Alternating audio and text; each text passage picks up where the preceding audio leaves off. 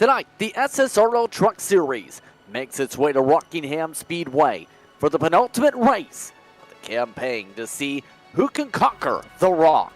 Tonight, we look to see how these drivers fare out here on Grid Vision. Good evening, everyone. I'm Justin Prince. Alongside me is Nick Stein with Austin Darby Shaw producing as we get set for tonight's short track racing action. Rockingham, to say the very least, lots of history over its years, ever since its opening back in 1965. Some of the greats of all motorsports raced here in its heyday, and especially with a lot of the attention being turned to the track for its future, tonight, in its present, it could become a championship deciding factor here this evening, Nick. Oh yeah, Rockingham is one of the most storied tracks in NASCAR. As you said, it's got a lot of history, and this track is just so much fun to drive. It was originally called North Carolina Motor Speedway, is something I've learned as I've been going through the history of this track tonight. So yeah, these guys definitely have a test for them. I've talked to a lot of drivers, and a lot of them are complaining about tire wear tonight. So these guys are going to have a test when it comes to saving the rubber on those right sides. And of course, fuel's going to be a factor as well. The stage being at lap 75. These guys' fuel window sitting between 33 and 40 laps tonight. So yeah, it is going to be a very interesting race when it comes to strategy, when it comes to tires, when it comes to who can keep it out of the turn 2 wall as well. So yeah, this is going to be a fun one. And in turn, with the championship complexion looking like this on screen, tonight could have some interesting turns with the strategy we'll talk about a little bit. Brandon Edstrom comes into tonight with a 53-point advantage over PB Henry. Job Henry looking to hold off Blair Hoyman as well in that battle for second. Mike Burnett gained a couple spots last time out at Phoenix to jump up to 4th. Kendall Levron dropped 2 spots back to the 5th position. Of note, the driver 6th in points, who was one of the championship contenders, will not be here tonight because he ended up having his appendix taken out just last night. Yeah, my good friend Raymond, get better, man. I mean, it sucks. I've never experienced that, but I've heard it's really, really bad. So, RJ, get better, man. I hope to see you on track here really soon, man. I was kind of hoping to be able to see you race tonight, but like I said, he's doing really good from what I've heard. He is very, very angry that he had to get his stomach shaved to get the surgery, but you know, that's just RJ. He's just dumb. He's just mad at the dumbest things.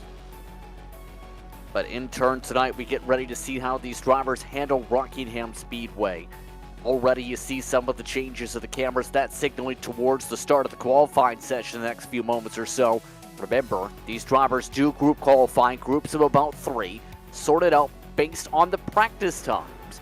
We'll see how these drivers fare out once they get the respective qualifying groupings here, all fully sorted around Thunder Alley. Keep in mind, throughout the night, you already mentioned the tire wear expected to be huge. Also keep in mind, a lot of drivers are trying the various lines because remember, the oval refresh was very recent. In fact, for the past week or so, some drivers really trying to test the high line here at the Rock. Yeah, I was going to say, this race is going to be a really key factor in how these guys play out the rest of the season. Because last week at Phoenix, these guys only had about a day and a half to be able to test out the oval refresh and, you know, really figure out how it worked. Now that they've got about a week and a half with this oval refresh and about 4 or 5 days with some official races on their belts as well, it's going to be really interesting to see who all does what, who has experience with the oval refresh, and who all can really figure out what's going to be fast here at Rockingham. Because used to, with the old oval refresh, the middle line was going to be the preferred line. That was going to be the best of both worlds. You got the speed at the top line, the tire saving on the bottom line, but now we're not really even seeing that middle line being used. We're usually seeing guys on the top and the bottom. So things are going to get really interesting with the line dynamics and exactly how everyone is going to attack the circuit. So once again, drivers currently in the midst of getting themselves prepared and ready to go for tonight's festivities. Glad to have you with us once again here on Grid Vision. For those just tuning in, an ultimate race of the season for the SSRL Truck Series. Qualifying getting underway in a few moments. Of note, there is one upcoming event to talk about real quickly to touch upon before we start the qualifying. Don't forget, it's the 2023 Snowball Beer Brawl. As part of the Thunderclap Exhibition Series, taking place this weekend. Yes, on December the 16th, starting about 8 p.m. Catch drivers try and see how they fare out at Five Flags while, well, having some fun, to say the very least. Once again, you can catch that here on Grid Vision. So drivers currently in the midst of their final preparations and final drivers meetings here this evening. What is the key to getting a good qualifying lap here, in your opinion, and why? I think it's going to be a very top-heavy qualifying session because that's where you're going to build all your momentum. Of course, some guys may run the bottom to in 1 and 2 to try and avoid the bumps that are really, really bad on the outside line, but you really want to, like I said, run the top and build that momentum coming off the corners. So, like I said, I think we may see a lot of people try the bottom, but I'm not 100% sure how fast that'll actually be, as we did just transfer over into qualifying. So I think now these guys are going to try to get their qualifying groups separated out, but I think this is just going to be a game of wait and find out, because I'm not really sure what to expect. This is another week where I'm kind of going in blind because of the solo refresh.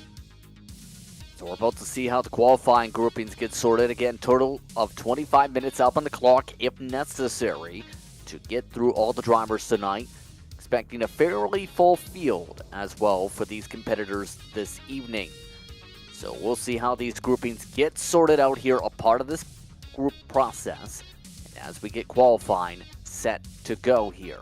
So drivers just getting that instruction right now over the radio before we get started for tonight's festivities as well. Who are some of the drivers you're keeping an eye on based on what you've seen in the practice in terms of who is finding speed and finding it consistently? Yeah, I was looking through like all the times during practice, and one driver I really saw that was being quite consistent over a run was the 64 Scott Healy. He's had a bit of an up and down season when it comes to his results. Of course, he was running up front at Atlanta, and then he's just kind of been up and down from here on out. And then I like where his pace is at, and he seems to be pretty consistent, so that may be one to watch. But of course, you got to look at the top three: Blair Holloman, Robert Lorenz, and your championship leader in the 74, Brandon Edstrom. See some of the drivers getting set to go on the bottom of your screen. Scott Healy amongst those you've seen pop up on those timing sheets. He looked very solid a couple weeks ago as well, keep in mind, when it came to Chicagoland. Showing some good speed in the 64. We'll see how things amongst that tonight play out. Remember, 46 different drivers have appeared in at least one race this season. With just 2 races to go, we're about to see who brings up their best appearances here at Rockingham Speedway. Your quick final thoughts before we get this qualifying procedure underway here. Apparently, we are currently under a delay because one of the race admins, Dave Fuchs Jr., in fact, just had his computer crash. Yeah, I'm showing that he had reconnected already, but yeah, we should be getting going here soon. But quick final thoughts. Like I said, I think it's going to be who can carry the most momentum here at Rockingham. Rockingham's always been known as a track where you need to keep the mid-corner speed up to really do good. But when it comes to qualifying, it's gonna be who can use the track the best, because we all know coming up off of turn 2 that wall comes up quick. So I think if we see a couple of people maybe slam that wall coming off of 2, that can really change the dynamic of how this qualifying session is gonna turn out. So once again, currently in a holding pattern, and it looks like the holding pattern is over as our drivers now get sorted out here. Trevor Helpoff amongst those getting ready to hit the racetrack. Mike Burnett also a part of this respective grouping. Waiting on the third of the drivers to get sorted here before we get things started. The rotation, but it's Burnett either way from Back Row Bandit, who will lead things off for this qualifying session. Mike Burnett, he's had some interesting moments throughout the season, but he's 4th in the points entering tonight. And look at the closeout strong. He is 138 points back. He needs a great race tonight to have a chance for mathematical chances for the championship next week. Yeah, I think this championship battle is 100% going to come down to the last race, because Brandon Edstrom, I was talking to him a little bit earlier, he said he was not feeling confident at all for this race because he had practiced in hot conditions, and then he got into this session. It was a lot cooler than what he had practiced in. So he said it was going to be an adjustment period in that 74 camp, but he's looking to have a good race and hopefully extend his lead as Mark Burnett comes across the line. It's going to be a 23.554 for his first lap.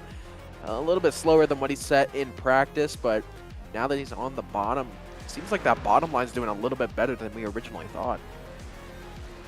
A lot of drivers prefer the bottom, if not a little bit to the middle for the double diamond.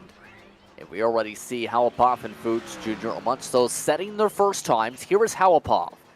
This is an interesting one to keep an eye on, this 13 machine. Haven't seen too much of, if memory serves right, this season. Tonight, working with Scott Healy, and starting things off with a 23.44 for his second qualifying lap. Burnett, a 23.55. We'll keep an eye on the 11 machine, who's the third driver of the grouping. Believe it's a 23.6 regardless. Yes, because they crashed. So expecting the first lap, for the most part, to show the most speed here.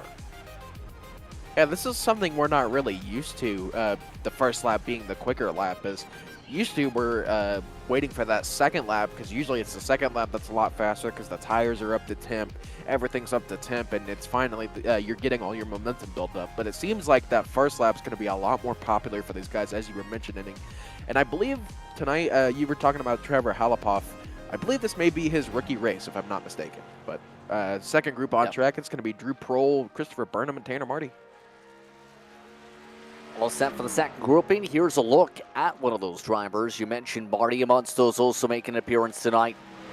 Seeing flashes of good speed when it comes to Tanner Marty in the racing scene. He's got 7 starts to his appearances this season. 2 top 5s and 5 top 10s so far in the campaign. He's amongst those who showed some good flashes of speed whenever he's been able to start. He is down full race though in the points once you factor in the drops, because he's only made 7 starts. And one of his races was the DNF in Atlanta back in November. Yeah, had a bit of an up and down season. As we see Drew Prohl across the line here, it's going to be a 23.431, put him on the top of the boards there, beating his practice time by about 0.04 of a second. Here comes Christopher Burnham off of turn number 4. I believe his lap did not count. Maybe he had a little bit of contact somewhere. As Tanner Marty comes across the line. Going to be at 23.670 for his first lap, so I think we're seeing a bit of a mix in strategies here as Drew Prohl comes across the line with a 3.55. Marty amongst those looking to close out the run. So far, Burnham this season showed some good speed, but tonight at 4th place qualifying run for him on the second lap. Tanner Marty looking to try and build speed, top of the board. How about a few 100s, if not a few 1000s quicker? 23.33, rather a 23.32 for the 29 machine to the top of the board for the Nitro driver. That's going to be a confidence booster right there for that 29 camp. They've had a bit of an up and down season like we were talking about, and they needed that badly in terms of momentum. But here comes the third grouping onto the track, Jamie Bray. That is a new name we haven't seen this season. I believe this is going to be his rookie race as well. Kevin Zosiak's in here, and your second place championship driver, PB Henry, is in this group as well. So a lot of fast cars, a lot of consistent drivers in this one as well. Now the name Jamie Bray is one, if you remember, was a part of those who was a part of Wind Tunnel Racing that comes to mind. As a team owner, in fact, some of his drivers have shown some appearances this season in this campaign. So good to see him amongst those on the racetrack. It's going to be an interesting grouping, to say the very least, to see what they do now with some rubber built up on the racetrack for the Q session.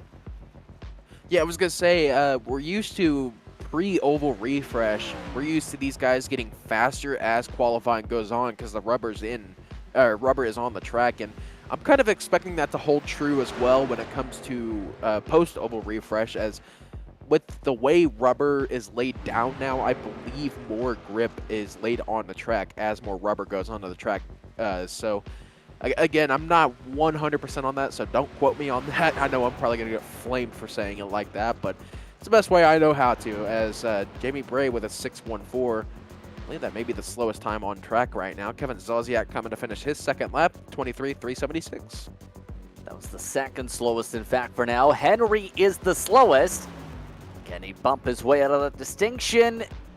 Yes, he does. He's behind Zosiak, but he is in the top half of the qualifying session so far. So to the bottom of the board goes the OBRL driver of Jamie Bray. So 9 drivers with times complete so far in the session. Our next grouping of drivers getting ready amongst them in this respective grouping, the dynamic auto machine of Alan Pachari, looking to get set in this respective group. Known more so for his cup skills. We talked about him when he made his debut a couple weeks ago. trying to learn the truck with the upcoming seasons coming up. He actually had a top 5 that was picked up at Phoenix last week. Yeah, he was, I believe, second or third place last week at Phoenix. Oh, it was third position, but it was third, and he was really, he kind of lucked into that on strategy, and he mentioned it in the interview too that if he didn't play that strategy the way he did, he would not have finished third in that race. So, looks like he's starting to figure out the, and that's the correct way a Longhorns logo should be right there, by the way, horns down. Well, it's a reverse camera from the top of the roof. It's going to. I get what you're saying, but it's so the fans see the Texas Longhorns jersey logo, I should say. Yeah. The way we saw it is the way it should always be. Come on now. Upside down? Yes, horns down. I take it you're not a Texas fan. No, I am a Texas Tech student, so that would be sacrilege if I was a Texas fan. Okay, that makes more sense. Rob Yost amongst those on the racetrack as well as Charles Abert, by the way. Right now amongst those, Abert the quickest in the grouping. He's up to 5th, in fact, one of his better qualifying runs, a 23.4. Rob Yost just behind in 6th. Bajari looking to try and move up from a 24 flat. Does get to 9th. Gray stays at the bottom. Looks like Alan Pajari had a bit of a rough qualifying run there. I was kind of watching him, and it looks like he got really loose coming off of turn number 4, so that could be a reason why he was a couple tenths slower than what he did in practice. So maybe watch for Alan Pajari to possibly come through the field, but looking ahead to our next group on the track should be Scott Healy in the 64, Thomas Wolf in the 91, and the 74, Brandon Edstrom hitting the track now. Again, these are some of our faster guys here in this league. They're the guys that have shown pace that can be up front and be up front consistently. So definitely watch this grouping to see if any of these guys can snatch that pole position from, I believe it's Tanner Marty with a 23.324 right now. Still holding on to the top of the board over the short track racer and pro. Then Zodiac in the 3rd spot for the time being over Henry and Abert. Taking a look at Healy, we talked about him and his speed as of late. 64 machine, 4 starts, 2 top 5s. He finished 4th at Phoenix, also finished 2nd at Bristol. He's a short track ace in this series too. Well, Mr. Short Track Ace coming off of turn number 4, 23.365. That's going to put him, I believe, almost exactly 100th off of Drew Prohl. This puts him in 3rd position. Coming down the back straightaway. One of the trickiest entries into a corner is into turn number 4 because of the bumps. And here comes Thomas Wolf. Had his first lap time disallowed, I believe, as well as Brandon Edstrom rounding out this group with a 23.403 for their first laps. Scott Healy gonna improve, 23.222, top of the boards for the 64, Scott Healy. New provisional pole sitter, Scott Healy. All while Wolf does get himself to 8th position while riding the top, mind you. Near ties, in fact, with Yost and Halapov. Meanwhile, for Edstrom, it's a top 5 qualifying run for now, a 23.39 to close out this respective grouping.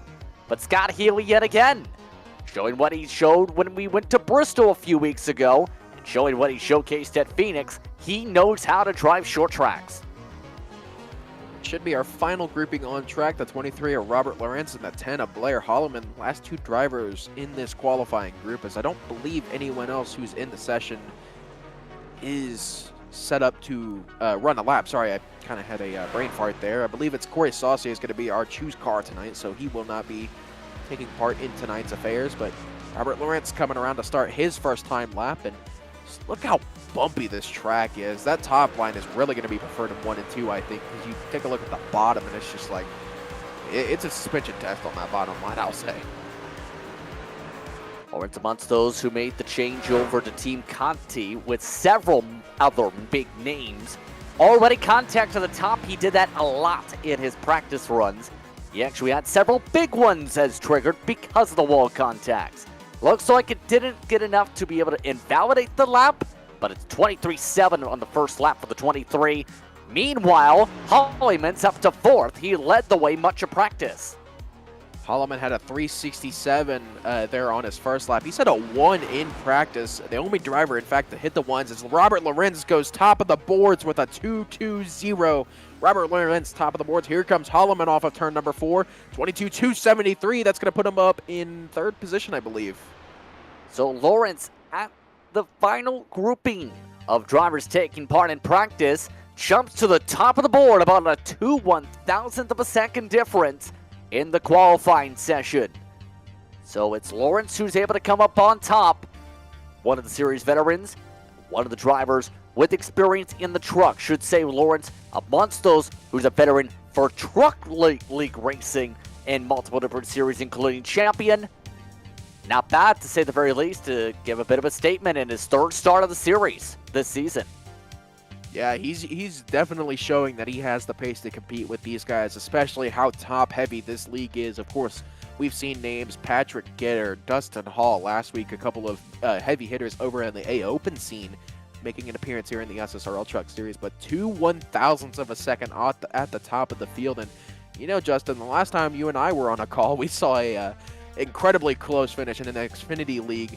I believe it was 1/1000th of a second there at the end. So Yes. short tracks, looks like short tracks are definitely known for their close finishes now. And remember, Rockingham's the same type of way, because you look at the history books when it comes to Rockingham. One of the closest finished of all time was the last time the NASCAR Cup Series ran here. If you remember back in the day, it was Matt Kenseth and Casey Kane, separated by just 0.010 seconds. All while Carl Lawn also flipped down the back straightaway. But the young gun in Kane and the veteran in Kenseth put on a show in the battle for the race win side by side at the checker flag. Of course, a lot's changed since then when it comes to the cars, and when it comes to the circuit in of itself. It's actually changed ownership groups somewhere around 4 or 5 times, and just recently had a repave in the efforts to bring racing back to the Rock. Now in turn, as we are about 1 minute away from the drivers taking to the racetrack, here's a look at how they are today. Robert Lawrence sets the pole. It's his first pole of the season. Scott Healy just about a couple 1,000ths back. Bart Hoyman starts next alongside Tanner Marty. Then it's Drew Rowell alongside Kevin Soziak. Brandon Edstrom and Phil Henry. Charles Abert and Thomas Wolfe is in your top 10. Starting in 11th position tonight, this Yost Racing Machine of the 83 of Rob Yost starting in 11th with Trevor Halapoff. Rookie race here for him starting 12th. Mike Burnett going to start 13th with Alan Pajari starting in 14th position. Christopher Burnham going to start 15th. Dave Hughes Jr. in 16th. And Jamie Bray going to be starting shotgun on the field tonight. That's look top to bottom at the running order. Remember, Corey Saucier gets the distinction of being the choose car. So it's his first time as the choose car after making 7 starts on the season. Will not be in the field tonight after being the runner-up at Phoenix. Instead, he'll hope to not get ran into when drivers need to choose what lanes they'll start here. So in turn, your keys to victory tonight, because strategy could be a big part of it. The fuel run about 33 to 40 laps, the estimate you got from some of the drivers. Yeah, tonight's going to be all about saving the right side tires, both the right front and the right rear, because depending on the way you drive this truck is going to determine how it's going to handle. If you drive it too hard, you're going to shred that right front, and you're not going to be having a good time. And then conversely, if you're not driving it hard enough, you can really burn that right rear off. And again, you're not going to be having a good time with the handling. So as long as you save the right side tires and, you know, just make it through the fuel runs, because the first stage of this race is going to be probably a 35, 36 lap run, and it's going to be another 35, 36 lap run to the finish. So just save the tires and hope you can make it to the end on fuel, because it's going to get tight, I do think, because it should be a 4-stop race tonight. You know, 2 in the first stage, 2 in the second stage. So yeah, 3-stop race. Sorry, my math is not mathing tonight, apparently. Well, regardless, remember the stage is at lap 75, 150 laps of racing from Rockingham there this evening.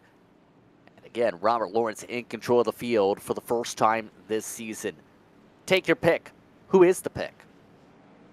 I mean, you can't go wrong with either one on the front row with Robert Lawrence or Scott Healy. I mean, you take a look at that second row, Blair Holloman, Tanner Marty, and Drew Pearl. There's a lot of names that you can choose. I'm going to go ahead and take Tanner Marty in the 29. He looks like he's ready for a good race. He's ready for a good breakout race, and I do think that this could be that breakout race for that 29 cam. The Rock just about all set to go around this 1 mile circuit. The pace car is off. We're glad to have you with us. Penultimate race of the season. We're underway for the SSRL Truck Series from the Rock. And a dead heat to start. Healy nails the start, looks for the lead. Coming up off of turn number 2, Lawrence is going to cut the nose off the 64 of Healy. Healy's going to go ahead and hit the switch back on the 23 of Lawrence, heading into 3, an exact opposite of the way they went into 1. Scott Healy going to take the lead coming up off of turn 4, but here comes Robert Lawrence maybe with a little bit of run, and Blair Holloman behind him wanting to get in on this battle as well. So Scott Healy leads the first lap, and just had the feeling that was coming because he nailed that green flag better than anybody else most of the season up top today. Oh yeah, that top line has been a tough cookie to crack, and looks like Scott Healy may have done that perfectly. We're side by side for second place right now. Blair Holloman got to the outside of the 23 of Lawrence. Right behind them, Edstrom's to the inside of the 29 of Marty.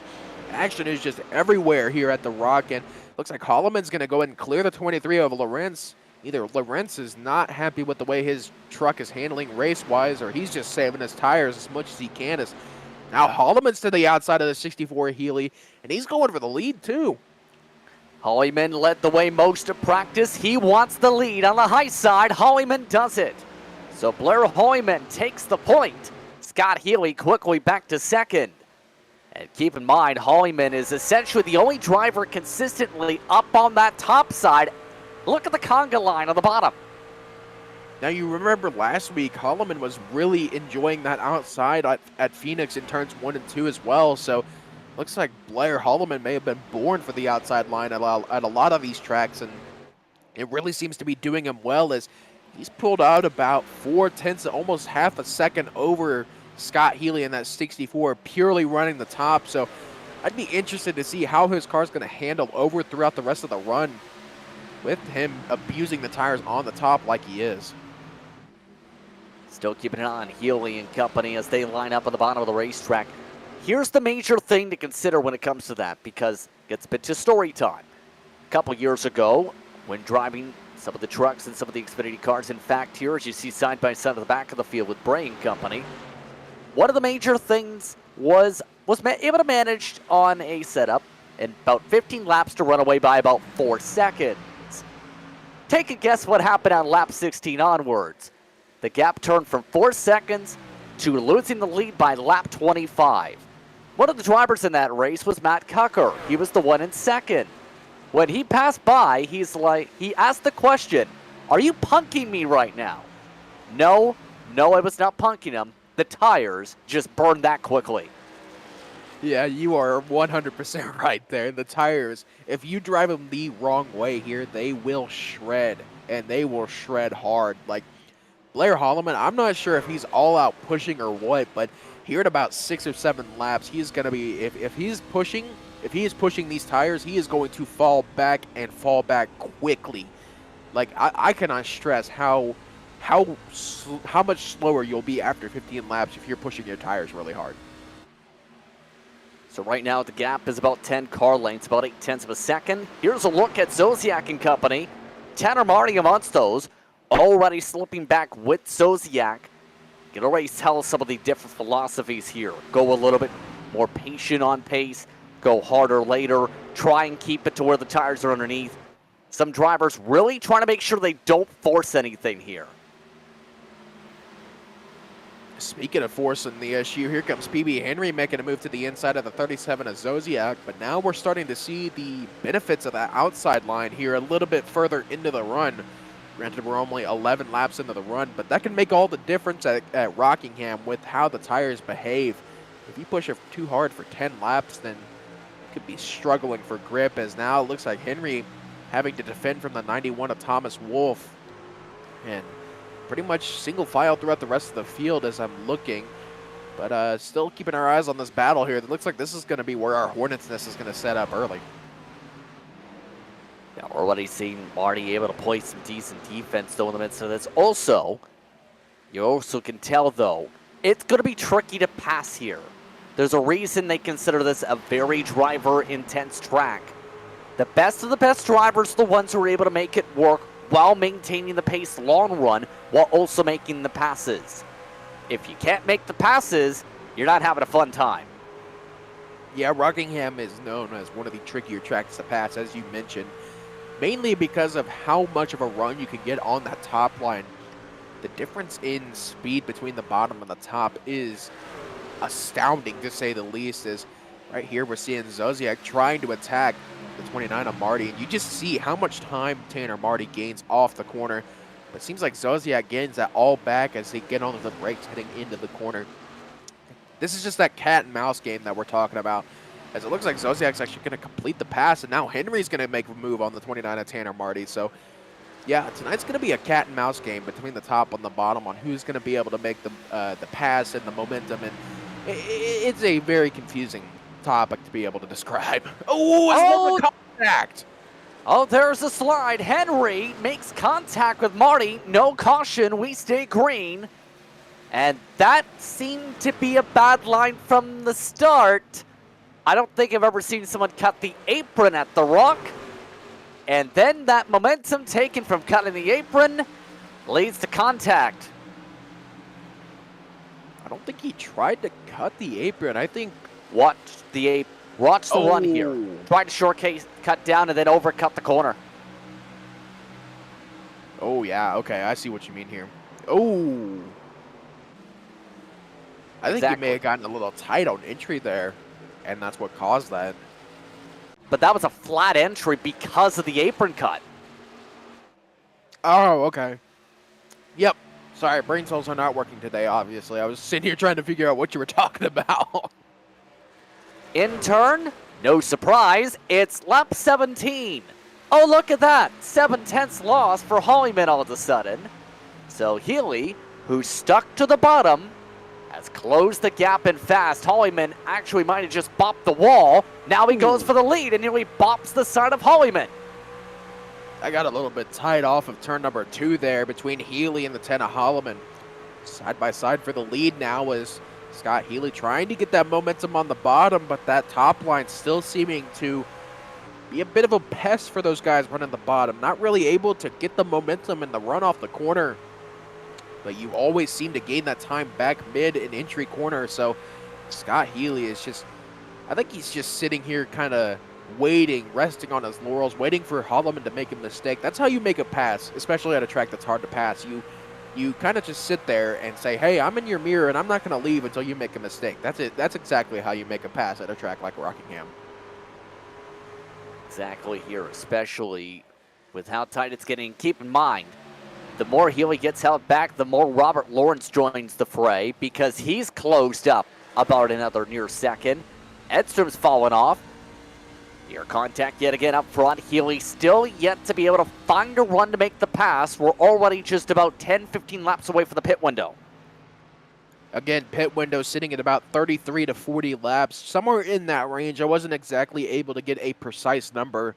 I was really only able to, I was only able to get that range from the people I talked to. So just put it anywhere between 33 and 40, and we should see we should see an absolute exodus for pit road once that window does eventually open. But looking throughout the rest of the field, it looks like PB Henry maybe wanting to make a move on the 93 of Burnham. It looks like it's gone to the top for a lot of these guys that were running the bottom. That's a bit interesting there. The thing is, though, as Healy goes for the lead, Hollyman all of a sudden dropping back a 10th.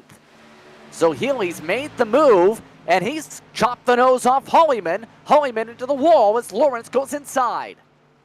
Absolute dogfight for the lead here. Healy gets clear. Now Robert Lawrence, there's contact between the two.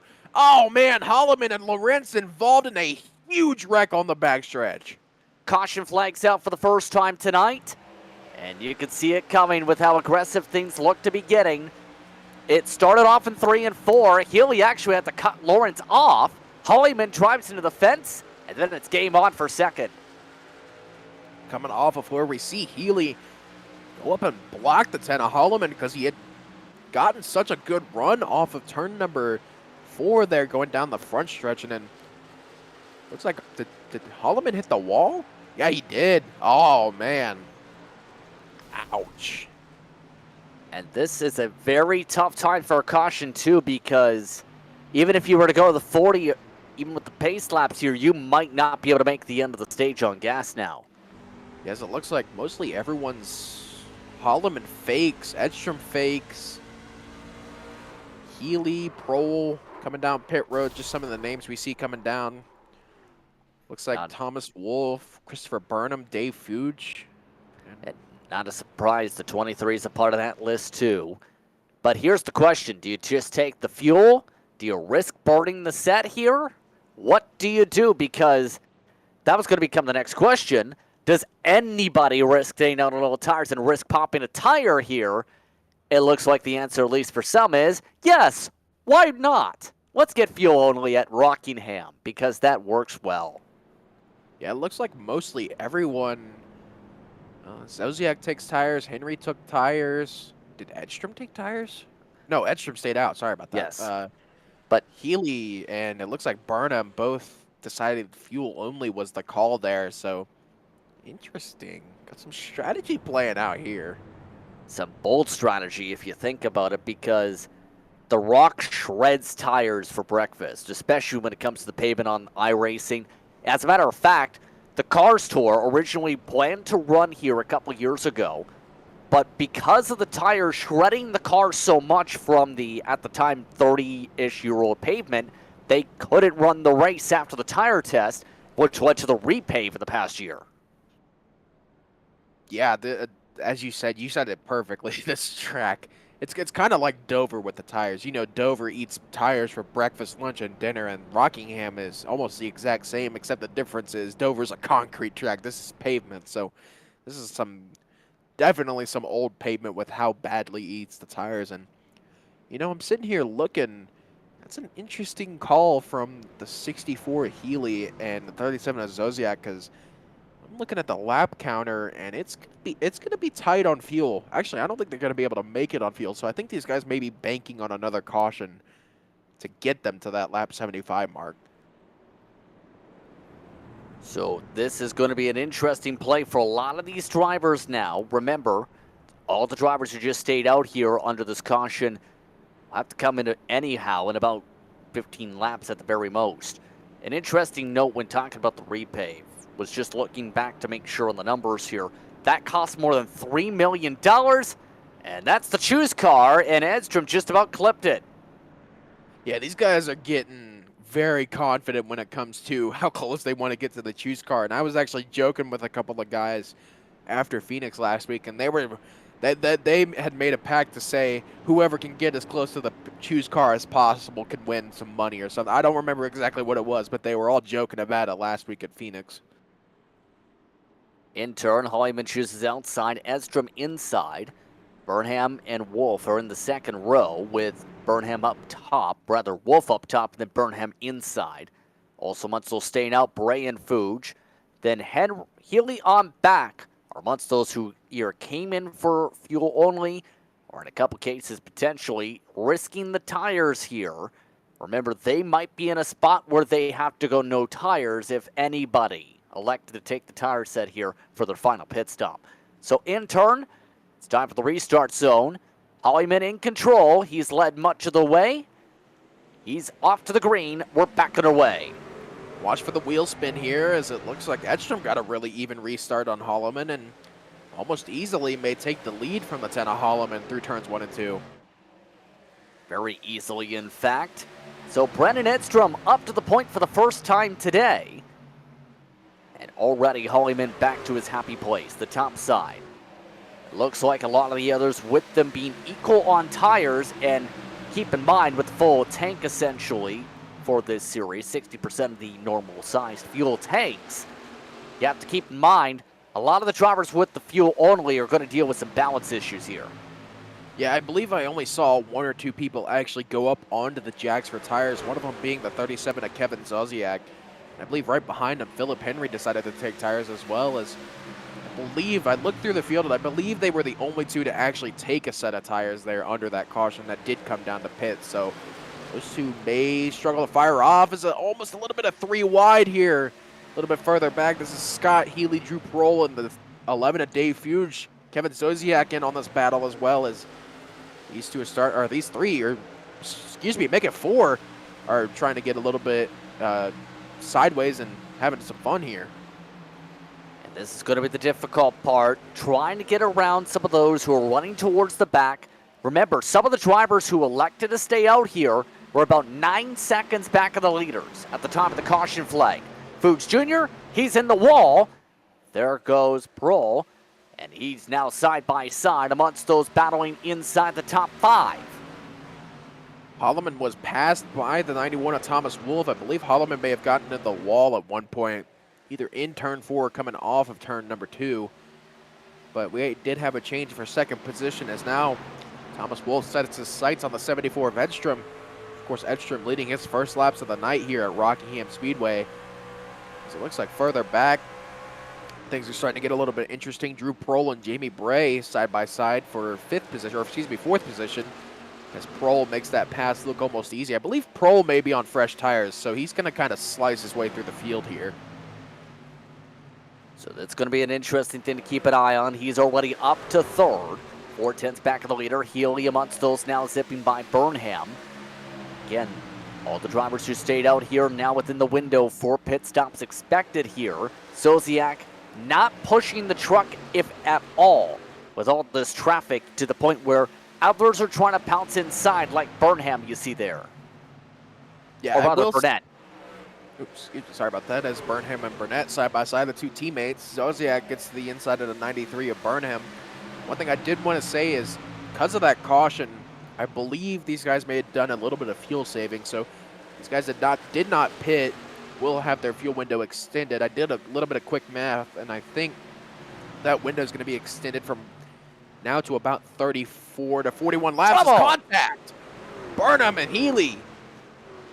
That's Burnett, in fact, amongst those sliding and spinning it. He slides it off to the inside to the barrels. No caution, we stay green. Henry losing spots from all that. And a big shuffle as a result of traffic right there. You already see the changes in the pylon. The 39 doesn't get the caution. We stay green.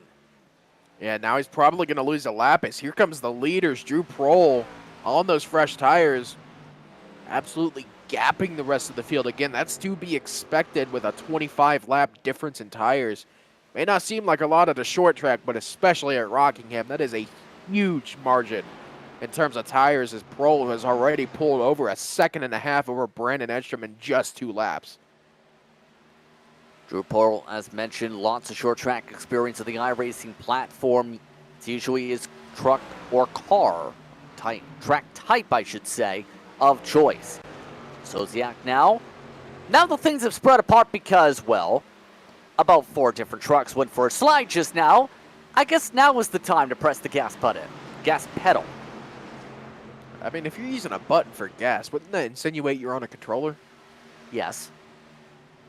Okay, we're now past that. Looking at this battle here for position, this is Jamie Bray and Dave Fuchs Jr. Tanner Marty wanting to get in on this, as now he's going to get to the inside of the 11 of Dave Fuchs. Fuchs going to tap the wall coming off of turn number 2. It's one thing I talked about in the pre-race show. That turn 2 wall comes up very quickly if you hit the exit of the corner just in the wrong way. Some of the others like Yost and Howapop amongst those already losing touch the main pack, mind you, with all this. And trying to stretch things out as much as they can here. Right now still about 25, make it 35 laps away from the stage caution. Prohl is up by 3 seconds with that tire difference. And remember, he's taking a big risk here with all this, because the major thing to consider, tire sets have always been a commodity that's been very tight. And why, in most cases, drivers keep the set on after the first pit stop in case there's a caution in the final stage. Yeah, exactly right there. We really haven't seen that come into play at a short track just yet, mainly because the only short track we've really been to was Richmond and Bristol, not really known for their tire wear. So guys were able to keep the tires on a lot longer compared to a track like Rockingham. This is a bit of an unknown when it comes to tire strategy because, again, we really don't know what tire wear is like here at the Rock, as I believe we should be coming to the latter stages of the pit window. I could be totally wrong, and I could have been leading everyone blind here, but 43 laps seems like a bit of a stretch on fuel with how, what's the word I'm looking for? With how how limited the fuel is. There we go. Jeez. Yes. Well, I can tell you based on experience, the tire wear is not going to be optimal, for the saying the very least here. If we can look towards the lap time, curious on this, as Hollyman comes on in fact, this time by, as the window is indeed open. And in the estimates, also he brings in a couple others like Burnham. Was about to say, the fall off here can be pretty substantial. We're talking on a full fuel run, somewhere around 1 to 2 seconds. We're already about that. That's the fastest laps you see here, 23.5s and whatnot. The current is already about a second plus for most. Yeah, I'm looking at Brandon Edstrom right now, who just came down pit road. He's currently rolling down pit road as we speak. His fastest lap time is a 23.418. His last lap time on track was a 24.867. So about a second and a half of fall off. Put it near 2 seconds for these guys. So yeah, tire fall off is a big time key for this, as now Drew Prohl is still leading over about 6.3 seconds over Kevin Zosiak on track, and Zosiak's got some company with the 34 of Pajaria. Is now here looking at Thomas Wolfe, Dave Fuge coming down pit road. Looks like everyone's coming down pit road now. An absolute pit party, except for those who came down, for the most part, for the pit window. Now this is the interesting game at hand, because remember, based on those estimates, the lead lap drivers right now can only get to about lap 66 or so. So a major gamble where you're essentially talking about a 10-lap stint to the end. And all the drivers are about a lap or two back because of their positioning here around the racetrack with the pit window. That can be closed pretty quickly here when you're a second quicker around this track. Oh, yeah, you're averaging about 24-ish seconds a lap. We'll go and put it at about a 24.0 average lap time. So if you're over a second quicker, it really shouldn't take you that long to be able to catch up to the lead. Then again, who knows? Oh, as the 13 of Trevor Halapoff just slammed the wall off of turn number 2. Wow, that was a hard hit. Lots of damage to the right side of the truck. Remember, new damage model in effect in the past few weeks here. It looks like the truck's still able to keep going despite the fact the number is now all scratched up. Who needs that pain? Yeah, who needs the number? Who needs to be able to tell who you are? Just use duct tape. Oh, man, sorry about that. That was... I had to get out a quick chuckle like this, man. You're anyway, allowed to laugh. I know, but usually it sounds pretty bad when I laugh over here. So anyway, Drew Prohl still leading about 5 seconds over Alan Pajari. Just past 1/3 of the way through. Prohl amongst those playing the strategy dice. Watching Grid Vision for coverage of the SSRL Truck Series. The penultimate race continues after this quick side-by-side in the quick break.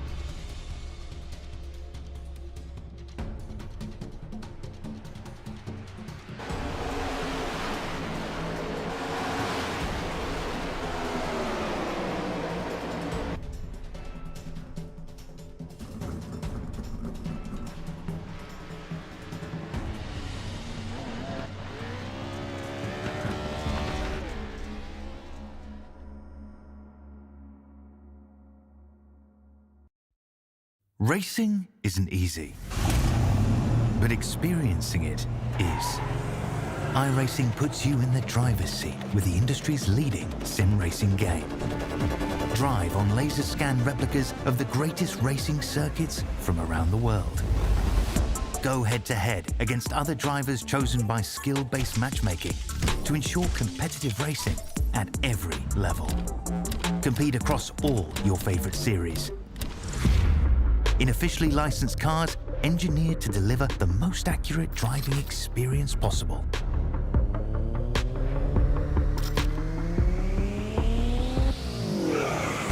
Join a race or host your own with players from across the globe. Race against the computer or in a league with friends. Feel the thrill behind the wheel. Visit iRacing.com.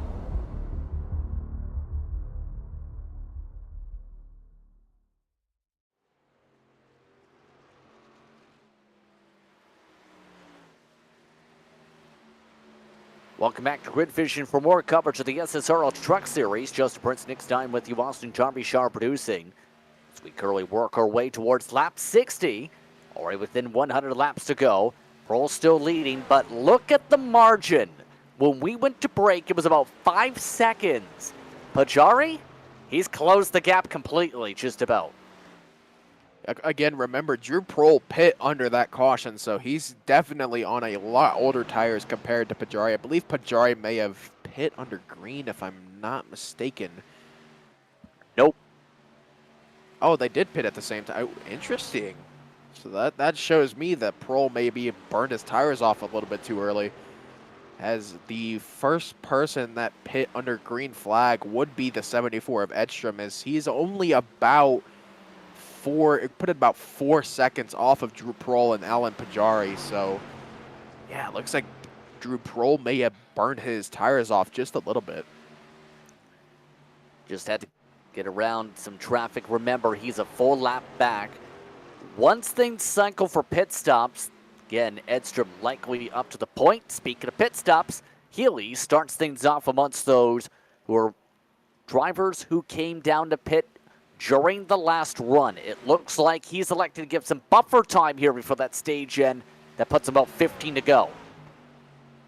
Yeah, now we're going to be watching not only the rest of the people that pit under that yellow, but we're going to be watching the people who pit under green, because it's going to get a little bit tight on fuel. Actually, nope, just kidding. Don't listen to me. I don't know what I'm talking about. Well, keep in mind, as Pajari tries to run the bottom here, there is the possibility, I wouldn't be surprised to see some splash and goes to try and gain some track position before the stop. Is that from people pitting under green, or wait, hold on? Yeah, where are we? We're talking about needing 10 laps of gas. That's only we're definitely going to see people, the people that pit under green. We're definitely going to see them come down at the stage break, for sure, to pit and get fresh tires, full tank of fuel. But I'd be curious to see if the people that pit under that first caution are going to come down, because then that's going to put them in a very tight spot on tires. I wouldn't be surprised if there's no tires. We'll see how that goes here in the next few moments. Keep in mind, a lot of the traffic is catching up and quickly to drivers like Marty, 4 seconds back of the leader. You see some of those, including Abert, trying to zip their way on by here on the older tires. Hollyman's on fresh rubber. Yeah, Bray amongst those, also a lap down on pace. Pajari is in. The Texas-based driver into the pit lane for this stage fuel. Drew Prohl should be in as well, as looks like Edstrom has already unlapped himself from the 80. Nope, I thought he was coming down pit road there because how slow he was coming up off of turn number 4, but I think that may just be how worn his tires actually are, as his average speeds are sitting in the 130 mile an hour range. So tires definitely a hardship for that 80 camp. As looking on board here, look how tight that truck is.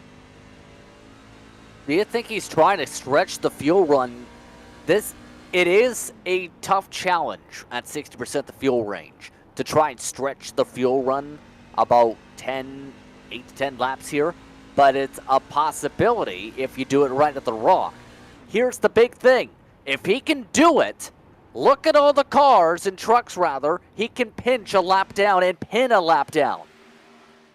Yeah, I've seen this. You know, this is something I've seen in other leagues I've commentated. Some people trying to push the fuel as long as they can and try to stretch it. It really hasn't worked all that well. The last time I remember seeing it was in an Xfinity League that ran here. Someone tried to do 95 laps on a single set of tires and make the fuel stretch. Unfortunately, he was about 4 laps short, but I wonder how close Drew Prohl actually is, because I do believe that everyone else may have to pit. Zodiac, Aber, Marty, Henry, and Edstrom, of course, being the first car on that pit under green flag conditions. So we'll have to see what everyone else decides to do, as Prohl has definitely dropped his pace big time. Right now, he needs to stretch it to get 6 more laps out of the tank. Same for everybody else trying to clutch and coast it here. Right now, half the field unlapping themselves so far. Drivers like Fuge, Wolf, Burnham, Pajari still a lap down at the pit stops, but that's quickly changing as there's the 11-91. Coming up now towards the 6 to go, in fact, believe here, based on that lap mark. This is not easy, and keep in mind, the more cars or trucks who unlap themselves here, the harder it gets to get this strategy to work the way he's thinking it would. So here's something interesting. Prohl is the only one really clutching in. I'm looking back through the people that pit under that first caution. Not really anyone else is clutching in. Zodiac's not clutching. Abert's not clutching. Marty's not clutching in. PB Henry is not clutching in going into the corners. And here comes the 07 of Charles Aber. That's going to be the first domino to fall out of the top 5 who decided to pit under that first caution. So now that leaves just 3. Interesting note, Henry isn't ahead of Edstrom amongst those who have been amongst those already pitting by 5 seconds. You see that gap right now. He's right now the first of those who have taken some service already. Henry pit under that first caution. He did not pit those. Oh, pardon me. Yeah, he pit on the first caution, so he's on about 30 lap older tires compared to Edstrom. Because I do believe Edstrom is the only one that, or excuse me, he is the first one that pit under green flag conditions. So, as I believe Kevin Zodiac may be coming. No, he's clutching in as well. So Zodiac has officially started clutching in. Now we're going to watch Tanner Marty and Philip Henry as pit entry is closed. So these guys who have not decided to come in and pit, they have made their bet. This is going to be a risky play here. You see the speed down to a second. Make it 8/10. Zodiac looking to try and steal the stage win all of a sudden. Now here comes Pajari looking to unlap himself. Zodiac looking for the lead. Pajari trying to figure out where to go. He goes high side. Zodiac to the point. 2 laps to go on the stage. Yeah, I think Drew Prohl may be out of fuel. Either that or he's really picked up his fuel-saving efforts as he is just fallen off the face of a cliff. Kevin Zodiac now, your stage leader, coming up to the white flag in this. Actually, I believe this may be the end of the stage. Is Zodiac may be coming to the, I believe he's coming to the stage right here. Yeah, he was. And there it is. That's at lap 75. So the caution is out for the stage. Zodiac over Marty, Prohl, Henry, Edstrom, Bray, Hollyman, Fuchs Jr., Wolf, Pajari, and we've had nearly a crash as Prohl just about is out of gas here. Yeah, he is fully clutched in right now, or he was for just a moment. Oh, I believe he's coming down pit road now. Yeah, I believe Prohl is completely out of fuel as he's sitting at 20 miles an hour now. Yeah, it's sputtering. He's completely out of fuel. Again, under caution, and some of the leaders having to hope they can make it. Prohl having to take the pitting under closed entry penalty potentially here. Zodiac is able to roll at least under his own power to the opening of set pit road. Now that begs the question, will Drew Prohl maybe try to get that cleared, considering the fact he would not have had enough fuel to make it back around? Because I don't think they clear any black flags here, but I know there is a rule in some leagues that if you need to take emergency fuel, as in you don't have enough fuel to make it to an open pit, they will clear the entering closed pits black flag purely because you wouldn't have been able to make it. I don't know if they do that here. Don't quote me on that, though. So pit stops underway. We're just past the stage point and just past halfway in this race. We're going to take a quick break and sort things on out as drivers get their strategy sorted. You're watching Grid Vision.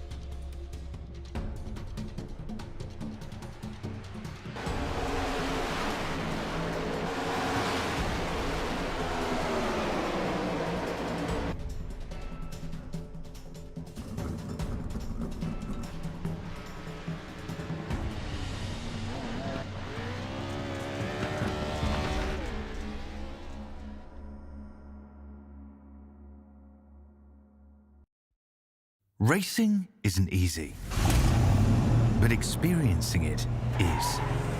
iRacing puts you in the driver's seat with the industry's leading sim racing game. Drive on laser scan replicas of the greatest racing circuits from around the world. Go head-to-head against other drivers chosen by skill-based matchmaking to ensure competitive racing at every level. Compete across all your favorite series in officially licensed cars engineered to deliver the most accurate driving experience possible.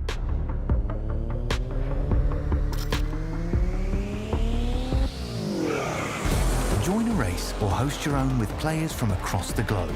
Race against the computer or in a league with friends. Feel the thrill behind the wheel. Visit iRacing.com.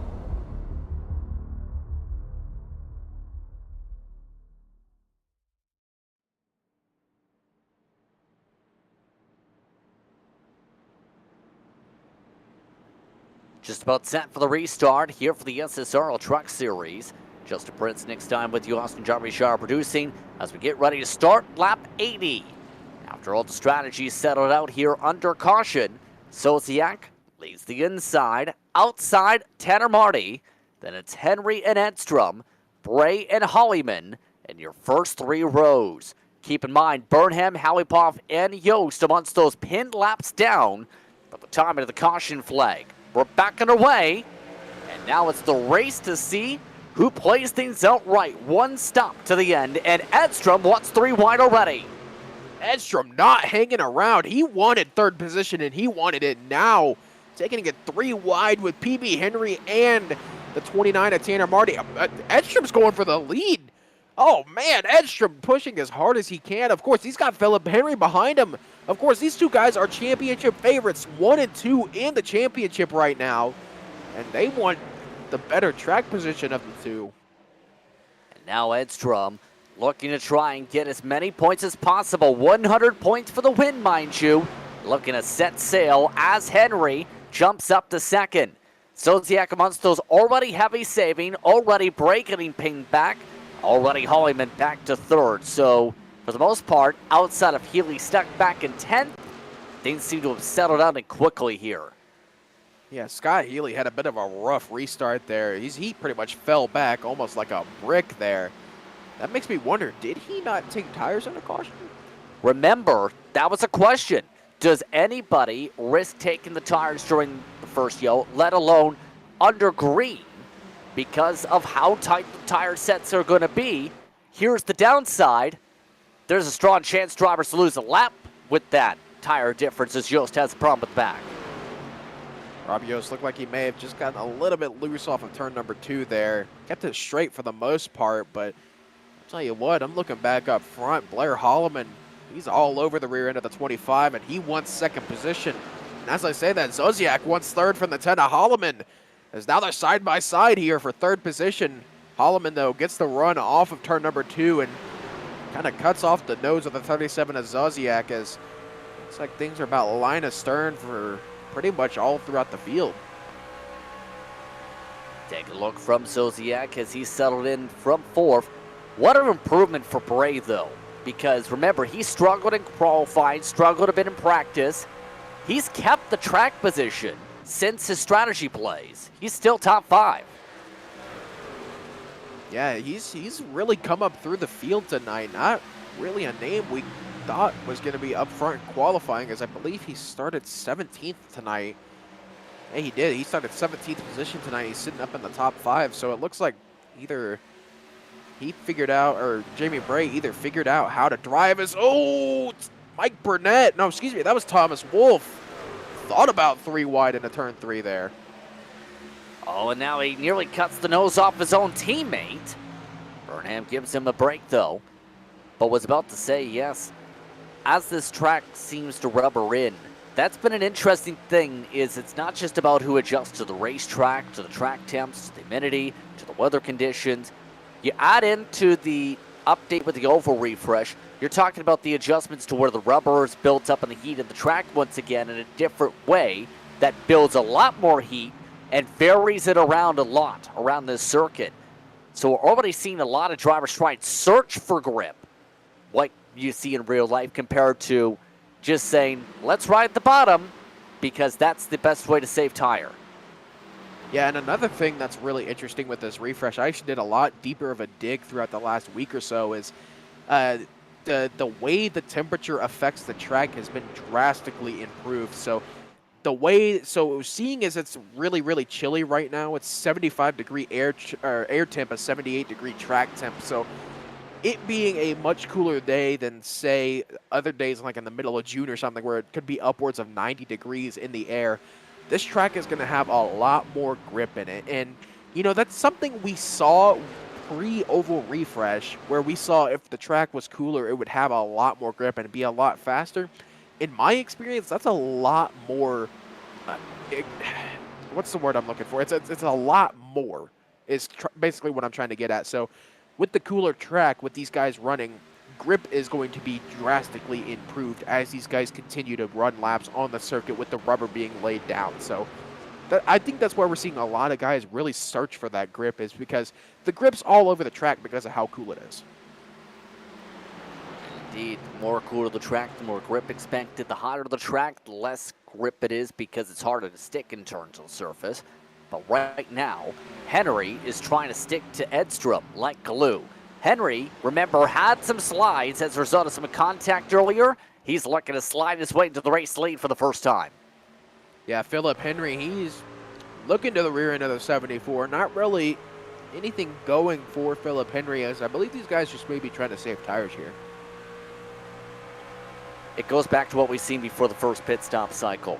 Who's going to be the first one to blink? If you push too hard, you have the Blair Hoyman situation where you lead by several seconds, then you lose the lead as quick as you gain the time on the racetrack. Keep in mind, though, Edstrom's preferring middle, more so bottom when it comes to Henry, many of these corners. Yeah, Edstrom's really trying to make that middle line work. Now, granted, pre-oval refresh, that's where we would see everyone running, is that middle line, because that was where the most grip was. As Henry gets loose off of turn 2 there, really loose for that 25 truck. I don't know how he kept that thing straight there. Tut held on to it, though, so despite the fact he touched the apron there, still able to maintain the pace. He maintains second position over Holloman somehow, but he loses a ton of time to the 74 of Edstrom. Of course, Edstrom being his main championship rival, he's wanting to stick to the 74 like glue and hopefully finish in front of Edstrom to bring it down to that final race in Michigan next week. A little bit further back, a couple of little battle for position here as Thomas Wolfe maybe passing Jamie Bray there. I believe that may be 4th-6th position there. Yes, indeed. So Bray continues to slide back a little bit. Of note, Prohl, who ended up trying to stretch the stage, got to 8th the past few moments as well. Here's Fuchs Jr. He's looking for 4th. The 11 machine looking to have some good speed here. Soziak, Bustos keeping it conservative. Keep in mind the boss man, he's missed one race but still has enough in terms of the points. Hasn't finished in the top 5 since Kansas in late October. Yeah, the 11-a-day Fuge, he's had a bit of a rough time of things here this season. Not really saying that it's him being that slow, more of he's been that unlucky this season. He's been involved in a lot of wrecks that have taken him out of the running for the race, and of course that one top 5 in Kansas, he was involved in a wreck too early in the race, so he's got the speed to fight these this very top heavy league, but he just hasn't really had that consistency to really take the fight to the likes of Edstrom, Henry, those guys in the top 5 in the championship. So it's currently a 3-4 for Zoo Yost Racing for reference. The prodigy machine of Edstrom still up front. Henry, a part of the Legacy Academy, still holding on the second amongst some of the team dynamics. Soziak is the teammate to Henry as well. So you basically are meant, keep in mind, talking about tonight at least, a team dynamic where the top teams are rising, well, to the top.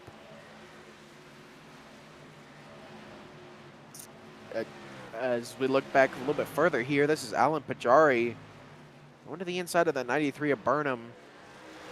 So it looks like this should be a fairly easy pass for the 34 of Pajari, and it doesn't look like it will be. No, Burnham gets a really good run. A little bit of blocking being thrown by the 34 of Pajari, trying to stop his run. Looks like, oh, Scott Healy coming down pit road, maybe getting a little bit loose on the entry of pit road. So that's interesting. I believe the tires just may have gotten too worn for him, as that was only about 30 laps or so on that tank of fuel. That doesn't get him to the end, though. That's the problem. He needs an air pit stop to get to the end. You can't stretch it unless you turn the engine off, full stop, send yet again, from that far back and win the race. Well, we saw Drew Prohl and Kevin Zoziak. We saw them do that. They pin on lap 25 or 26, and they stretched it 50 laps. Of course, Zoziak had a little bit more fuel compared to Prohl, but they were able to stretch it that 50 laps needed. So if Scott Healy saves a lot of fuel, just full-on conserving from the get-go, he should, keyword should, be able to make it. But the problem is going to be towards the end of the run, where he's going to be on the older tires compared to these guys that should be hitting their green flag cycles here within the next 10 or so laps. So things already looking like they're going to set up to be a spicy finish here at Rockingham. Edstrom, by the way, starting to pull away. He's more than a second and a half just about ahead. So quickly, Edstrom putting on the power.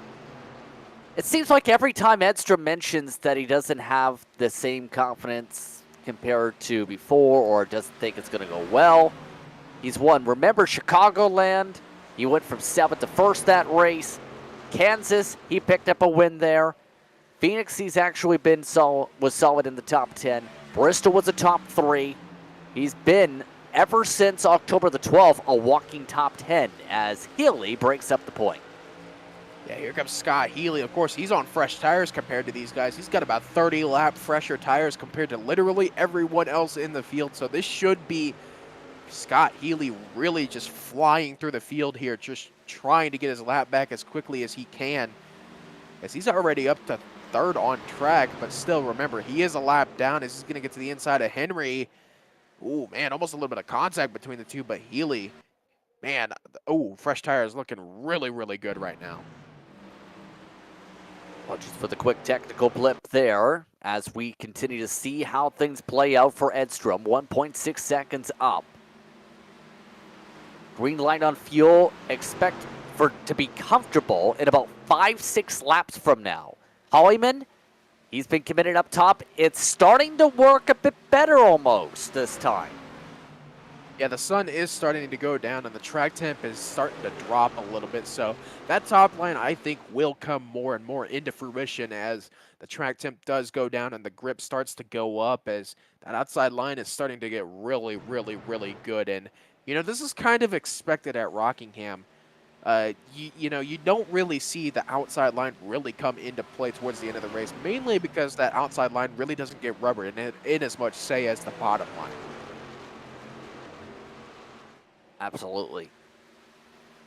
in turn, by the way, as we look at things cycling forward and seeing where some of these drivers go. You can see, keep in mind, some drivers like Burnett amongst those already coming down the pit lane for service. So pit window already being considered by drivers in the bad situations. As we currently sort things out here, though, how do you play this out? Rockingham, obviously, because if you go too early in the pits, you're going to be zipped on by everybody around this racetrack. You see the viewpoints around it. You go too far, you lose lots of time. We'll touch upon that answer in a second. You're watching Grid Vision.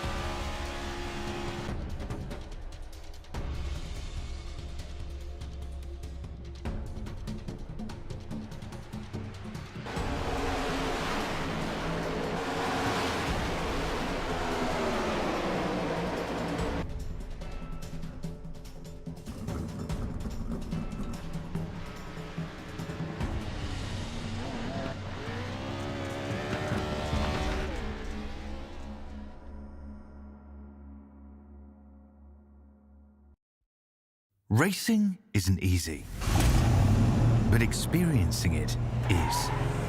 iRacing puts you in the driver's seat with the industry's leading sim racing game. Drive on laser scan replicas of the greatest racing circuits from around the world.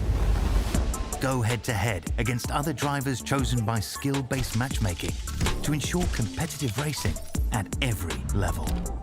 Compete across all your favorite series. In officially licensed cars, engineered to deliver the most accurate driving experience possible.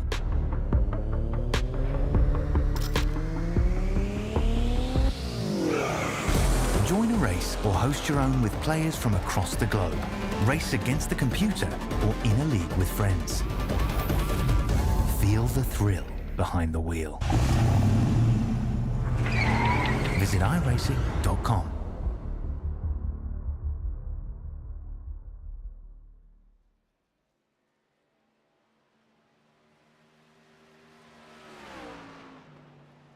Welcome back. Pit window is open. Edstrom, Zosiak, and many more electing to come down to pit road. This is the money stop to determine the race. Already off and away is Edstrom on the tires. Hollyman, Prohl amongst those stretching an extra lap or so here. Wolf came in the previous time by. Yeah, this is going to get very, very interesting with the pit window as here comes Blair Holloman down pit road. This is really where we're going to see who has saved their tires, who has the extra set, who has the pace for the last 30 laps here, as Brandon Edstrom should be promoted back into the lead by the time this all cycles out. Of course, Prohl and Holloman still on, or excuse me, Holloman's still on pit road. I believe Prohl still may be on track, as he has not pit yet. Last pit stop, I believe, was lap 78, so going to get interesting here. Remember, Healy also went on a different strategy. He's already being zipped on by Edstrom, in fact, so that takes him out of that equation. Hollyman just exiting the pit road. Edstrom zips by with a huge margin, so he's now the net race leader over Healy, Henry, and Hollyman. Thomas Wolf, who's been smart on strategy over the past few months, especially in various series, he's jumped up to 5th with the cycling for now. Now, here's something of note. Drew Prohl is saving fuel. He's trying to stretch this as long as he can, just hoping for a caution from someone so he can... Actually, I believe he may be coming down pit road now. Just kidding. Don't listen to me. So he can't stretch it for 30 laps of fuel. He's able to stretch it 10 for the previous stage, just about. So that gives control back to Edstrom when he comes around next time by. Keep in mind, the margin between him and Henry has grown. Remember, it was about 1.5 seconds. It's now 3 seconds between him and Henry. Healy is between the two of them. But remember, Healy's on 20 lap older tires in theory, if any tires. Yeah, Healy is for sure not going to be a factor unless we get a late caution here. Even then, I don't think he has the extra set of tires compared to the likes of PB Henry, Brandon Edstrom, Thomas Wolfe, Blair Holloman, all those guys. So for all intents and purposes, go ahead and take Scott Healy out of this race. I just do not think he has the tires. As we have a big wreck on the front stretch right in front of Brandon Edstrom. The 13 of, I believe that was Trevor Halapoff was in the wall hard. No caution, though. We stay green as Halapoff tries to park it in the grass. You seen a breakdown, break it down. Yeah, coming off of turn 4. Oh, just gets on the apron, I think. Got a snap of oversteer and boom! Right in front of Edstrom. Look how close that was. And that's why Edstrom just about scraped the wall there. Halapoff breaks the suspension. And again, because he's off the racing surface, we stay green. For the time being, at least. Keep in mind, Burnham, Foods Jr., Burnett, along with Lawrence, and are all out of the race. Of note, as we had to take the break there due to technical gremlins, like that's been the trend, Dave Foods Jr. and Mike Burnett both have the same issue, it seems, because they've been both unable to rejoin the race because of the same technical issue. Yeah, every time we've had some sort of technical issue this season, it's always been Dave Fuge and Mike Burnett that have dropped out of the session. So I wonder if that's a server issue or whatnot, but still just technical gremlins fighting these guys. As here comes Scott Healy down pit road. So as I said, go ahead and take Scott Healy out of this race. Unless we get a caution here, he is going to be trapped a lap down for the majority of the rest of this race. So the gap is down a little bit to under 3 seconds. 25 laps to go here. And with Healy, as you mentioned, having to come down here, this essentially means 9 drivers on the lead lap. Pro the last of those for the time being. With him stretching the furthest, despite the freshest tires, he needs to gain 16 seconds. That's how big that timing on strategy I was trying to touch upon comes into play in. Yeah, you do got to remember there's about, give or take, a 10 or 11 lap difference in tires between Drew Prohl and Brandon Edstrom. And at any other track, that wouldn't really be that big of a margin when it comes to tire wear. But we've been saying it all night. Rockingham is known for shredding its tires. It is known for eating tires for breakfast, lunch, dinner. Throw brunch in there as well, because the tires just, it is so difficult to save tires here. And knowing it's coming down to about a 20-lap sprint towards the end here, it is going to get interesting with how Drew Prohl is able to try and pull this back in, as he really hasn't been able to pull that much in towards Brandon Edstrom. But then again, Edstrom is just trying to eke that gap out over Philip Henry now. Here's an interesting thing. Thomas Wolfe, you see on the interval, is closing in fast to Henry. Both of them are trying the middle top lines here, but Wolfe has picked up the tempo and quickly here. He's coming off a DNF from Phoenix, but he's been smart on strategy tonight. This is best run of the season. He's looking for second. Yeah, Thomas Wolfe, he's been up there in terms of the pace throughout the rest of the season, or throughout the majority of the season. One of his best races was at Kansas, but unfortunately he was involved in a couple of wrecks. Now looking for second position over Philip Henry. And if Edstrom knows that Wolfe and Henry are fighting, he's cheering because he wants Philip Henry to finish as bad as possible tonight so he can eke out more points over the 25. But I think this is going to come down to a race-long, or at least for the rest of the race-long battle between these two, because these two have been at each other's throats multiple times this season. Bit of a slide in front. That's from Yost Jr. having a slide. Wolfe thought about the inside, elects to go back to the wall instead. Trying to get the run instead. Doesn't seem to have the comfortability to try and pass inside right now, Thomas Wolfe does. Yeah, Thomas Wolfe has been up top the majority of tonight. So has Philip Henry. So I think this is going to be a battle of who makes a mistake first, as Rabios is just going to get out of the way there. Good man, as really not wanting to get involved in this battle and possibly maybe even hurt this battle, as looks like now Philip Henry is just kind of starting to pull away a little bit. Under 20 laps to go now, under 18, in fact, with how things are playing out, by the way. Still keeping an eye on the 74 machine, starting to grow the gap yet again. Brennan Edstrom, again, can basically make it to where, as long as he finishes very strongly in the next race, in fact, really much so in the top 12, he can get the job done for the championship if he holds this race lead. Because remember, the margin coming into tonight, 53 points. 54 points is 11th place. Yeah, pretty much all Edstrom needs to do is finish next week, as you said, especially if he gets the win tonight. I could probably add up the math, because you said it's 100 points for a win, so I can do some math post-broadcast, and we can figure out for next week where he needs to finish in order to win the championship. So pretty much for all intents and purposes, Brandon Edstrom could technically lock up the championship tonight. Well, not technically per se, because there's still a lot that can happen. But make it very hard mathematically is the better point. Yeah, that's what I meant. You knew what I was getting at. Keep in mind, second place is 90 points for reference for the point standings. And for reference, a 10-point difference like that would essentially mean just get a top 15 or so and you win the championship before you factor in stage points. That's going to be the big decider on the map. Meanwhile, Zodiac, he's inside. Hollyman, he's getting a little bit back and forthy for this fourth spot. Right now, about 5-6 seconds behind the leader. Yeah, this is going to probably come down to it as Scott Healy down pit road again. Wonder what happened to the 64 is looking at a replay here. Oh, does he get on? Yeah, he gets on the apron. Ouch. Just smacks the wall and then, wow. How was that not a caution? Is there a truck around? No is the answer. That's the reason we stay green. Remember, while he was on the racing surface, because there was no one around him, that doesn't draw the iRacing trigger for the caution. Needs to be within about a second of that respective car or truck.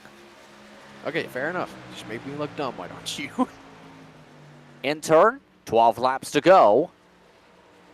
And the laps continuing to click on down here.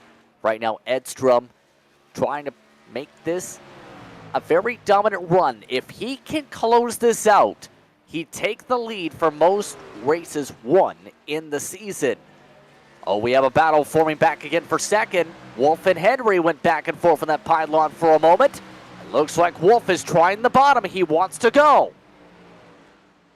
Now we're within 10 laps to go. This is going to be where the battle gets spicy between Henry and the 91 of Thomas Wolf, as Wolf trying everything he can to get back up to the 25 of Philip Henry. Now, keep in mind, you never know, but the bumper could be in play here if it comes down to it. 9 laps to go now for Philip Henry to keep second position. See that up on the top of the pylon, just past the 10 to go, you see there. But right now, just no place to run. It's not as simple as peel the driver off the wall. That's not so simple in Rockingham, where you try and get to the outside here, you likely get creamed into the wall. Oh, that's a new one. I haven't heard that one before, but yeah, you are exactly right. If you try to get to the outside of someone, it's not going to go well, especially with how high the 25 of Philip Henry is running. And again, there could be a chance with how hard the 25 of Henry diamonds the corner. Here comes the dive bomb. The 91 of Wolf looked to the inside for just a moment, not really able to get anything going, as now he's going to be back to square one, sitting about 2/10 now behind the 25 of Philip Henry. And ooh, Henry's in the wall. Able to hold on to it, though. Just a bit of the fender. Not a big slow up there. If anything, Henry gained time on the racetrack from it. The 91 of Thomas Wolf shows the nose to the 25 of Henry. He's showing that he wants this position, maybe trying to force the 25 of Henry into a mistake here. This is going to be what this race comes down to. Who cracks first? Who cracks under the pressure? Henry in the wall again. Just barely tapping the wall once again at turn number 2. Down the back straightaway. Henry, though, gaining time because of that, interestingly enough. Yeah, that's the interesting thing. Edstrom's fallen off and quickly in the few laps here, but there is not enough of a margin, you'd have to think, unless he falls off quickly. Keep in mind, that was partly because of lap traffic, it looks like, because that's Abert who just fell a lap down. But that is still something you have to think about here with 5 to go with the tires. Yeah, but it looks like Thomas Wolfe may have burned his tires off as he's already starting to fall off the 25 of Henry. Either that or Henry has really picked up the pace here. I'm going to go with the former here, as I think Thomas Wolfe may have just burned him off too quickly. And now it's the matter of trying to settle in to try and hold on to the spot, or try and see if he can change up the lines and find some cooler temperatures on the bottom of the racetrack. 4 laps to go. Might have found something a little bit there because he's closed back a bit of the margin, and he doesn't like that. He goes back up top. Yeah, that's one thing with Rockingham. If you're going to run the top the entire race, you've pretty much sealed yourself to running the top, as the tires are just really too worn to be able to go back down to the bottom. The truck's just going to get too tight as here comes Brandon Edstrom towards 3 laps to go. 3 more miles or so to go in this one. Brandon Edstrom looking for win number 3 of the season. Right now the gap about 2.5 seconds.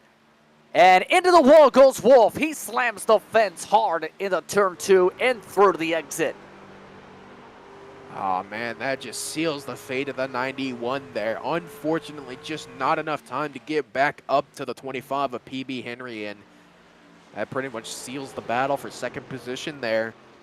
I believe the battle for 4th may be getting a little bit closer too between Holloman and Zaziak. Everyone running at a time though, because through 3 and 4, Brandon Edstrom looks to take the white flag this time by. White flag is up. Final time around for Rockingham. And for Brandon Edstrom, he's amongst those who were able to pick up momentum in the second half of this race, led some laps early, then took the reins of said race. Now he looks to take reins of his championship destiny. For the 3rd time this season, it's Brandon Edstrom who makes his way out of the final corner to take the win in the SSRL Truck Series. He does it at Rockingham tonight, as Henry holds on to 2nd. I think Edstrom may have backed off a little bit there at the end because that gap was under 2 seconds between him and Henry. So I think PB Henry may have either been pushing or Edstrom just backed off and kind of let the race finish how it did. So, hey, you had the cushion. Why not? You don't, as he's going straight to victory lane, or not. The grass decides no. he missed it by that much. So once again, it's Brandon Edstrom picking up his 3rd win of the season. In turn, his 7th top 5 of the campaign. The series leader in bonus points outside of Blair Hollyman gets himself 100 points of the normal variety. He'll win tonight. Prodigy Esports driver Brandon Edstrom wins by more than 1.5 seconds. Henry in 2nd, Wolfe in 3rd, Hollyman and Zoziak the top 5. Jamie Bray finishes 6th, Vachari, along with Bro and Marty, also in the lead lap. Charles Aper finished a lap down in 10th. Everyone else 2 laps down, Nick. Rob Yost Jr. finishing in 11th, 2 laps down, 16 laps down with Scott Healy after he had his big wreck. Trevor Halapaw finishing in 13th after another big wreck for that 13 machine. Christopher Burnham in 14th, Dave Fuge in 15th after that unfortunate disconnect. Mike Burnett also with another disconnect finishes in 16th position, and Robert Lorenz after that huge wreck earlier in the race finishes 17th. That's all looked upon at the running order. Remember, Saucier was the choose car. And everybody's doing burnouts apparently. That's why you don't see just the smoke puffs from Edstrom. Somebody hit the wall in turn 2. Let's take a break. When we come back, we'll talk with your top 3 during post-race coverage. Watching Grid Vision for coverage of the SSRL Truck Series.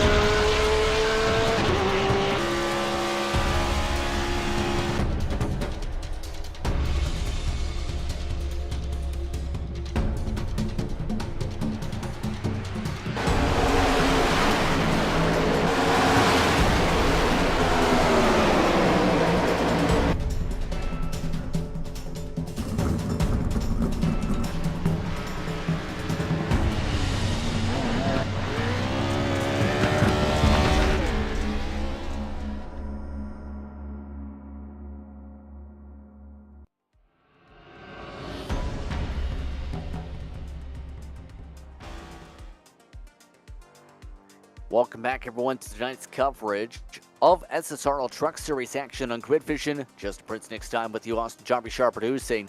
That was a look at Thomas Wolfe, actually. Because amongst those who was in the midst of celebrations, we've seen some drivers having some interesting moments in Turn 2 in the celebrations. But in turn, let's talk with your top 3 finishers tonight. The first of those we'll talk with here is Thomas Wolfe. In fact, hello, Thomas. I see you took the strategy game and pointed out tonight in the trucks as your best finish in the series. How are you feeling? I feel good. I feel like I was finally able to finish well. The other races, I always found a way to screw it up. So feel good. What was different about tonight with it being the Rock? I mean, I feel like this track was pretty difficult for a lot of people. So just that being the case, if I just keeping on the track, keeping up some pace, I was able to work my way up to the front. So, yeah. In turn, as well, though, how would you describe your improvement in these trucks as the series has gone on with Back Row Bandit as your team? Yeah, I mean, the guys definitely provide great moral support. They got my back when I mess up, but they tell me it's not my fault anyways. In the moment, it feels good, so that's always nice. But as far as the driving of the truck themselves, just more laps, more practice, always gonna find more pace. Any shout-outs you'd like to give tonight? Yeah, just shout out to the guys, Back Road Bandits. Always is a fun race to drive when they're in the voice channels. So, yeah, and thanks for Dave for setting up the league and the broadcast, and thanks to you guys. Thank you very much for your time, Thomas. Yeah, thanks. Thomas Wolfe comes away third. Second spot goes to Philip Henry. He's with Nick. Philip Henry, man, you got second position there and further cementing yourself into second place in the championship. How are you feeling after tonight? A little bit tired. The bumps kind of killed my arms. Yeah, it kind of hurts to know that basically I'm locked into, well, I won't say locked into second, but I don't have a chance at the championship going into next week at Michigan. But we're still going to go into next week trying really hard to win. So, I'm got that to look forward to. But we'll, it was just another solid night. Yeah, looking ahead to next week at Michigan, I did some quick crude math, and you need to win Michigan, and Brandon Edstrom needs to finish, I believe it's worse than 12th position in order for you to come away with the championship. Does that really affect your strategy heading into next week with how hard you're going to practice, and even in the race, how aggressive you're going to be with strategy? Price is probably going to be the same about as any other week. We could just come into qualifying and hope to qualify well. So it's kind of been, I won't practice much. I got other things I got to be looking into, and, just going to race my race. That's all I can do. I can't try super hard at a win, because if I try too hard, I end up Kyle Busching it and somehow wrecking.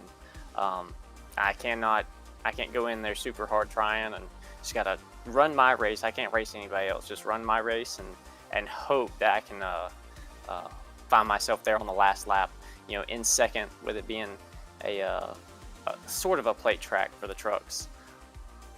What a good strategy there. I need to start following, not just race your own race, man. But before we let you go, anyone you got to thank? Who gets it done for you every week? I got to thank Legacy Esports, my girlfriend, the family, Henry Boys, allowing me to get out there on a dirt track and race. So can't thank all my partners enough. It's been a good first truck season. Well, congratulations on the second place, Philip Henry. We'll go ahead and let you go celebrate, man. Thank you. Philip Henry taking second. First going to Brandon Edstrom for win number 3 this season. And for you, Brandon, once again, it's almost the same conversation we had, Nick Stein and I had before Chicagoland, where confidence levels may not have been high. Then you go out and win the race. What was the strategy, and in turn, how do you play it out tonight, like we've seen for here at Rockingham, to get this win? Having a blessing of a job and being able to put in 700 laps of practice throughout the week. That's pretty much what it was. The confidence level going in, I spoke to Nick before the race. The confidence level going in was pretty low because I practiced so much this week on a hot track, a kind of hot track, a cooler track, but I wasn't expecting this much cloud coverage or anything like it. So in practice, I was learning on the fly, like what's different, what can I do, what lines are going to work. And of course, the oval refresh, you throw everything out, you throw everything out the window. But nah, man, it feels really good to just kind of hopefully boost that championship points lead a little bit. I think now I'm going to need a disaster at Michigan in order to not win. But nah, man, confidence level is through the roof now. Now that I know that I can put the practice in, and no matter what the track state or the temperature is, I can go out there and put the gap on everybody. It feels really good. Yes, indeed, and keep in mind the win itself, 100 points, that at minimum gets you a 10-point bigger cushion over Henry. Mathematically, it's about a top 14-15. That would get it done unofficially, at least, depending on the stage points here. But in turn, what's that focus been like in the team? Because seeing you also picked up a spotter tonight that also was up on your box. Oh yeah, my good friend Travis, he used to spot me way back in the day for Gen 6, and he just knows everything between strategy. He knows my style that I like to race.